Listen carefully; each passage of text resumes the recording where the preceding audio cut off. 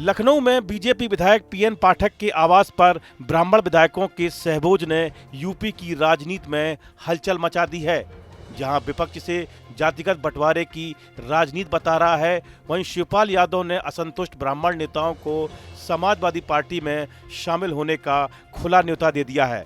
शिवपाल यादव ने कहा कि भारतीय जनता पार्टी के लोग जातिवाद फैलाते हैं। अगर ब्राह्मण समाज के लोग अलग से बैठक कर रहे हैं तो हम तो ये कहेंगे कि सभी लोग हमारी समाजवादी पार्टी में आ जाएं, उन्हें पूरी तरह से यहाँ सम्मान मिलेगा।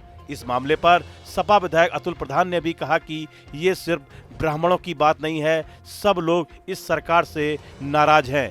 दूसरे समुदाय के लोग एक साथ आने लगे हैं। ब्राह्मण विधायकों ने अब बीजेपी को हराने के लिए ये बैठक की है। बैठक हो रही है। देखिए, आप लोगों के द्वारा ही पता चला था, पिछले सत्र में भी किसी वर्ग की मीटिंग बुलाई गई थी और फिर बुलाई गई है।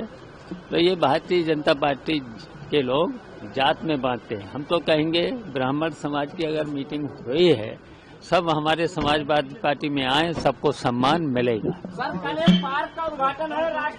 इस बड़ी खबर के बाद समाजवादी पार्टी ने ट्वीट करते हुए सत्तारूढ़ बीजेपी पर जमकर हमला बोला और कहा कि ब्राह्मण और वैश्य एक जाति ठाकुर यानी छत्री के दबदबे अहंकार द्वारा उत्पीड़ित, शोषण और अत्याचार से ग्रस्त और त्रस्त हैं। ट्वीट के बहाने सपा ने योगी सरकार पर जमकर सियासी हमला बोला।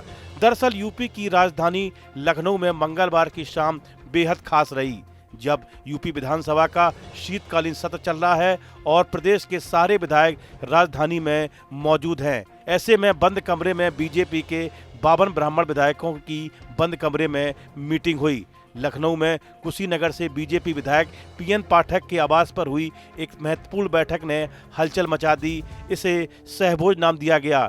बैठक में तय हुआ कि आर्थिक रूप से पिछड़े ब्राह्मणों की मदद के लिए एक फंड बनाया जाएगा। इसमें रिटायर्ड जज, वकील, डॉक्टर और प्रभावशाली लोगों को जोड़ा जाएगा। लखनऊ, भदोही, गोंडा और बहराइच की हालिया घटनाओं का जिक्र करते हुए मांग उठी कि ब्राह्मणों के साथ हो रही नाइंसाफी और हत्या के मामलों में समाज को परिवार के साथ खड़ा होना पड़ेगा। इस बैठक में मुख्य रूप से पूर्वांचल और बुंदेलखंड के ब्राह्मण विधायक शामिल हुए।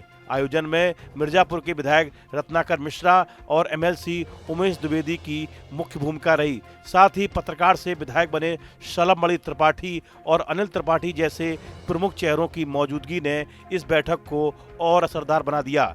हैरानी की बात यह भी रही कि इसमें बीजेपी के अलावा दूसरी पार्टी के भी ब्राह्मण नेता शामिल रहे। ऐसे में लोग इस बैठक को लेकर चर्चा कर रहे हैं कि आखिर इसके पीछे की असली कहानी क्या है। सूत्रों के मुताबिक इस बैठक में अफसरों की मनमानी और ब्राह्मणों की अनदेखी को लेकर नाराजगी जताई गई और चर्चा की गई है। इस बैठक को सीएम योगी आदित्यनाथ और बीजेपी आला कमान के लिए चुनौती के तौर पर भी देखा जा रहा है। ऐसा कहा जा रहा है कि यह मीटिंग इस चिंता के बीच बुलाई गई थी कि जाति आधारित राजनीति में ब्राह्मण समुदाय की आवाज को धीरे धीरे किनारे किया जा रहा है। ऐसा महसूस किया गया है कि ब्राह्मण मुद्दों पर ठीक से ध्यान नहीं दिया जा रहा है, जिसकी वजह से ब्राह्मण पीछे रह गए।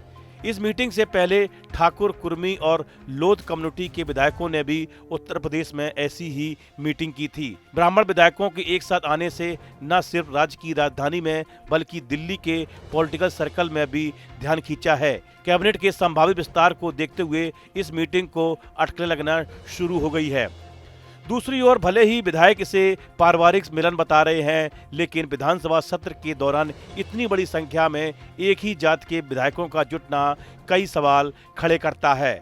विधायक रत्नाकर मिश्रा का तर्क है कि अपने समाज में बैठना और परिचय करना कोई गुनाह नहीं है और उसे गुटबाजी से जोड़ना गलत है। लेकिन जानकारों का मानना है कि 2027 के विधानसभा चुनाव से पहले अपनी बार्गेनिंग पावर बढ़ाने के लिए यह एक सोची समझी रणनीति हो सकती है। 2026 की शुरुआत में ही पंचायत चुनाव होने हैं। यहां से शुरू होने वाली चुनावी सरगर्मी 2027 के विधानसभा चुनाव पर जाकर ही थमेगी। यही वजह है कि ब्राह्मण नेताओं की इस बैठक की चर्चा दिल्ली तक हो रही है। ब्राह्मण वोट बैंक यूपी की सियासत में हमेशा निर्णायक रहा है। 12 से 14% आबादी वाले इस समुदाय का प्रभाव शहरी और ग्रामीण दोनों क्षेत्रों में है। बीजेपी ने 2017 और 2022 में ब्राह्मणों के बड़े समर्थन से जीत हासिल की थी। इस घटना के बाद अब समाजवादी पार्टी इसे भुनाने की कोशिश कर रही है। यह हलचल आने वाले दिनों में यूपी की राजनीति को नया रंग दे सकती है। 2027 के विधानसभा चुनाव दूर नहीं है और जातीय समीकरण एक बार फिर खेल बदलने वाले साबित हो सकते हैं। सियासी गलियारों में चर्चा है कि सहभोज के इस बहाने ब्राह्मण समाज नई राजनीतिक ताकत बनकर उभर रहा है। देखना यह होगा कि बीजेपी इसे कैसे हैंडल करती है और विपक्ष कितना फायदा उठा पाता है। इस वीडियो में फिलहाल इतना ही। आप बने रहिए न्यूज नेशन के डिजिटल प्लेटफॉर्म के साथ। आपके मोबाइल पर तुरंत आएगी ब्रेकिंग न्यूज। स्क्रीन पर सबसे पहले दिखेगी बड़ी खबर।